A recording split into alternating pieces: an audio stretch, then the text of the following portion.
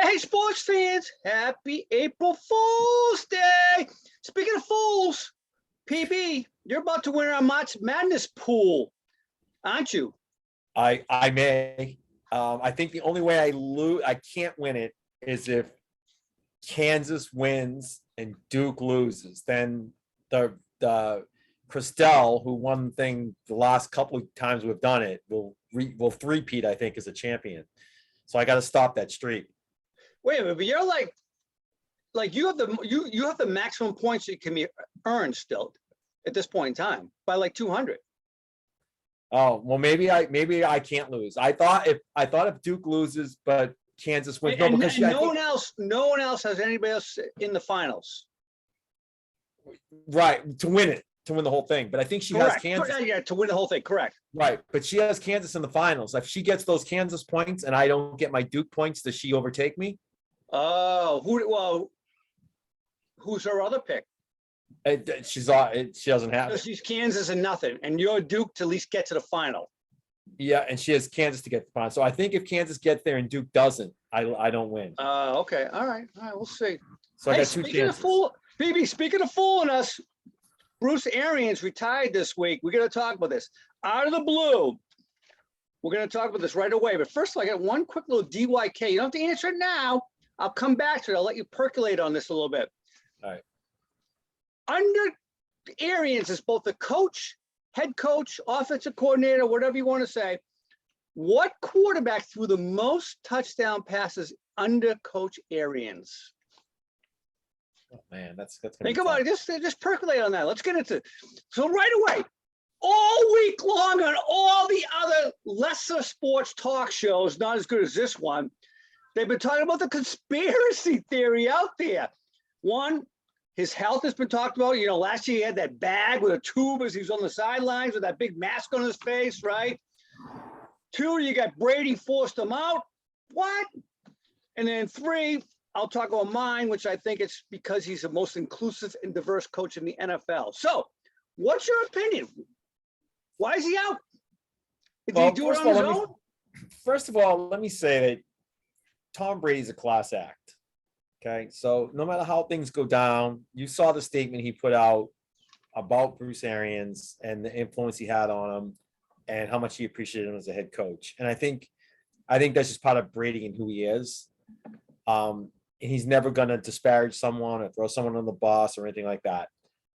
Now, that's not to say that when it came down to X's and O's that they maybe didn't agree at times. And, you know, it's if you're big-headed like Brady is in his role as a quarterback that typically also is running the offense. And I'll make the argument that Brady can probably run an offense better than most of the offensive coordinators in the NFL anyways, and head coaches.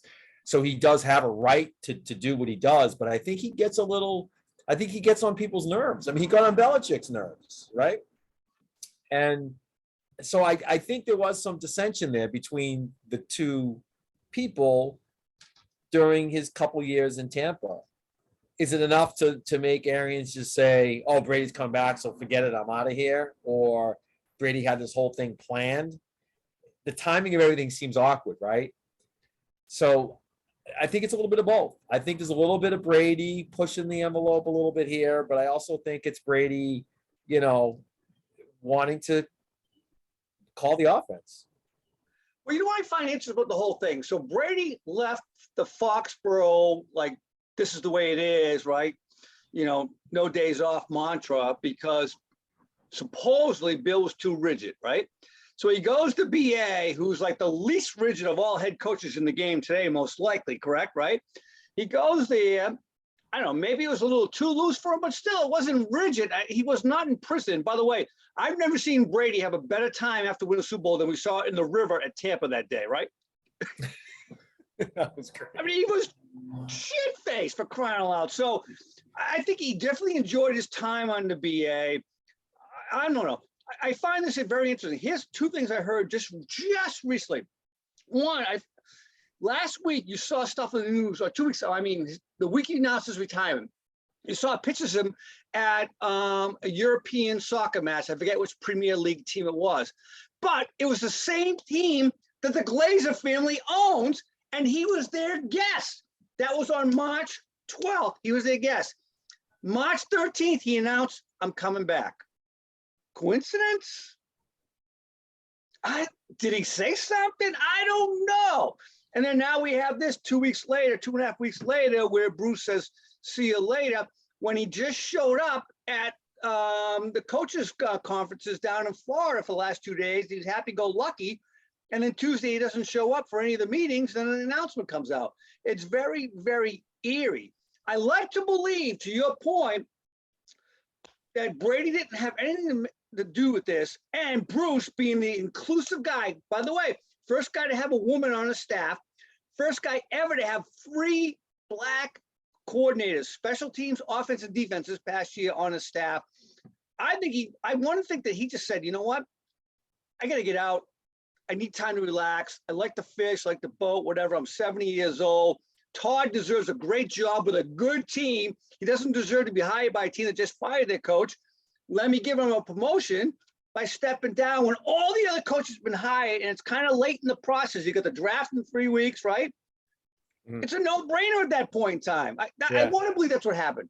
I would like to believe that too, and there's a good chance that could be the case. And I like Todd Bowles. All the credit to him.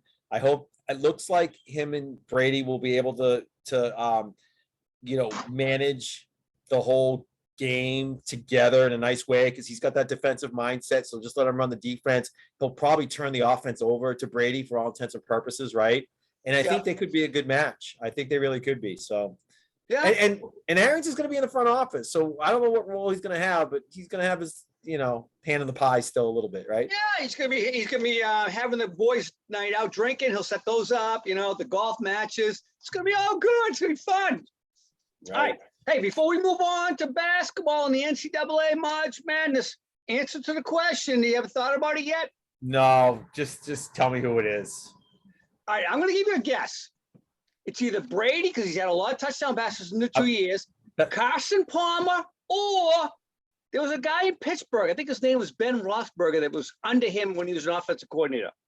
Gotcha. Okay. I was going to say Brady just because in those 2 years, he threw however many touchdown passes, probably close to 100, even between 80 and 100. And I was just going to say Brady. So you know what? I'll just stick with Brady. Didn't say it's Brady. He's third. It's Big Ben, 113. Oh, okay. All right. All right. March Madness, Final Four weekend. Supposedly we got 4 blue bloods. I don't know if I still put Villanova yet in a blue blood category. Kansas, yes, they've been around forever.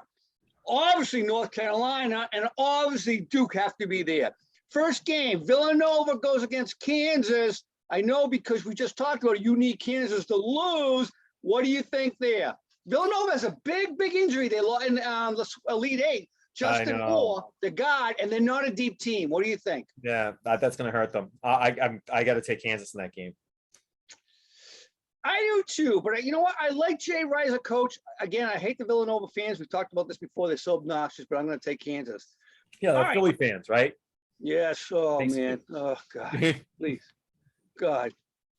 All right, the second game. This is what everybody's talking about. This may go down as one of the most watched games ever, just because of what's going on. You got Coach K in what might be his last game ever against his biggest rival, North Carolina. By the way, he's 50-49 in his career against North Carolina, and NC has 6 titles. He has 5 titles. So there's a lot on the at risk here for him.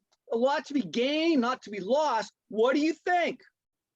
Yeah, this is another great, like you said, great matchup. And the thing is that's interesting about it is the first time these two teams have ever met in any round in any NCAA tournament in the history of the two teams, which is insane. That blows your mind. That blows my mind because you got North Carolina, who's been in the most Final Fours, I believe it's 21, and Coach K's been in 16, but yet they've never been able to find a way to face off. Yeah. But I was reading something too that said that these two schools, I mean, from a period of like from 1988 to 2001, one of those two schools was in the Final Four every single year in that span of like 14 years, except for 1 year, which is crazy. And now since like 2004, for the last like 18 years, one of those teams was ranked at least 1 or 2 going into the tournament. That's also insane if you think about it. And that's also one of the reasons why they don't play each other that often, because there's no way they're going to meet in any early rounds. They basically can only meet in like the final 4, right? Yeah, that's a good point. Good point. So that's. But at any rate, you know, North Carolina's a low seed here. An 8 seed in the final 4 is kind of a big deal. But we know the history of North Carolina. I gotta, and obviously I got Duke in the pool going to the final too. So I gotta stick with Duke in this one, in the Duke Kansas final. I'm with you. I think the rematch, I mean, obviously they're 1-1 on the season. I think this rematch, the tiebreaker, Duke takes it. They got more first rounders. They got better talent. I know they're a younger team, but I think they take it. So that means we got Duke, Kansas in the final. What do you think? Yeah, I'm gonna go Duke. I think it's a year, Coach K, final year. Let's just pull from Duke for the Blue Devils. I'm rooting for them. You know what? I am not, by the way, I'm not a Duke fan. I'm not a North Carolina fan, but I watch that game every year because I think it's a great rivalry, which we'll talk about momentarily. Nice segue, but I'm rooting for Duke. I think Kansas, I hate to say it, I think they're the weakest of the 4 number ones that went in this year, but I think they win this thing. I hate to say it, but we'll see. All right. Speaking of rivalries, so PB. Yep. A lot of talk about the rivalries in sports this week. Everybody's like, what's the best rivalries in sports?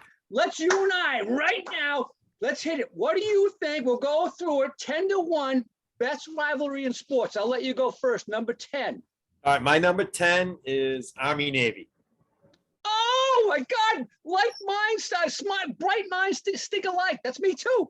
Get the hell out of here! Really? Yes. Wow, what a coincidence! All right. You know what? For me, it's the pageantry. All those guys in their dress whites, their dress grays. It doesn't matter the records. It does not matter the records the day they play. It's on my bucket list. I have to go to the game one year. All right, I like it. Number 9 for me is the Dodgers and the Giants. And the reason for that is because both those teams back in the early 1900s were both in New York. So they were big rivals back in the day of baseball, right? And then each of them at various times moved out to California. And now they're in the same division out in the West. So I think the Dodgers and the Giants in baseball is my number 9. By the way, I'll just let you know, I have them at number 6. Okay. My number 9, though, is I wanted to move this higher, but I just couldn't. But it's the Red River rivalry. I know it's called the Red River Shootout now, but just the fact that it has rivalry in the name or used to, Oklahoma and Texas, the only one of the games that I think we're going to talk about, all the rivalries, they're always played on a neutral field down in Texas. By the way, at the Texas State Fairgrounds, the biggest fair in the country. So everything's bigger in Texas, right? That game's awesome. I love it. I never miss it every year. At least if I have a BC game, I put it on my DVR, but I never miss to watch it. So that's my number 9. By the way, it's believe it or not, Texas was leading in that 62-50. I was surprised to learn that. Wow. Okay. They did not make my list. So I'm not surprised.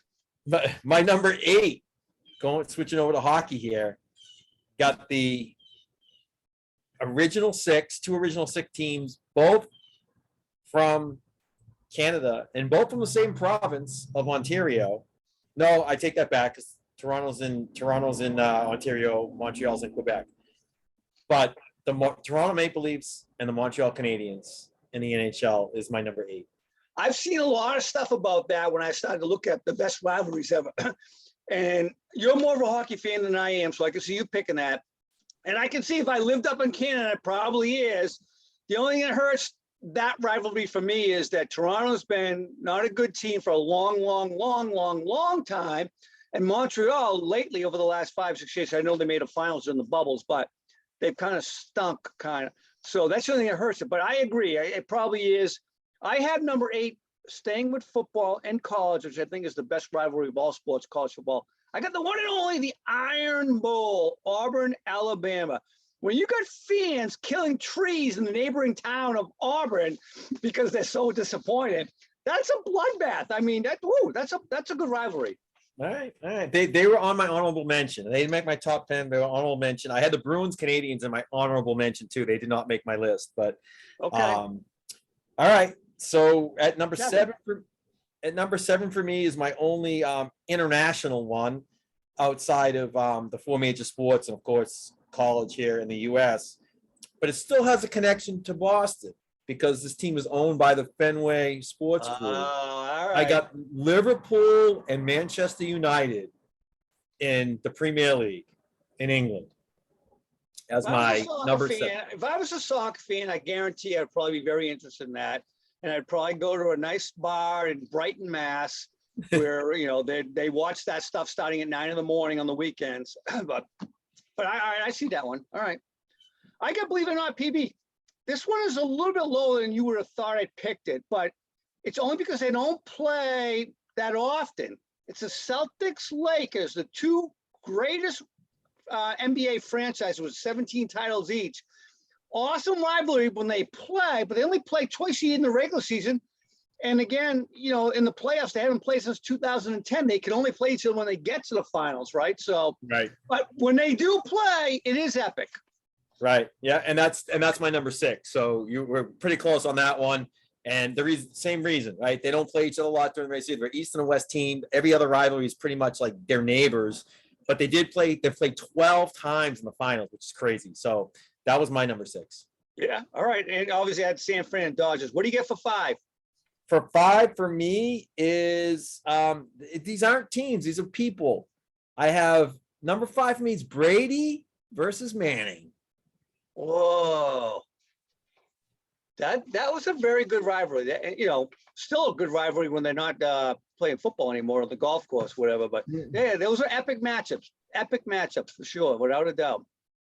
I do have teams. I stuck with teams all of them. I got Cowboys, Eagles.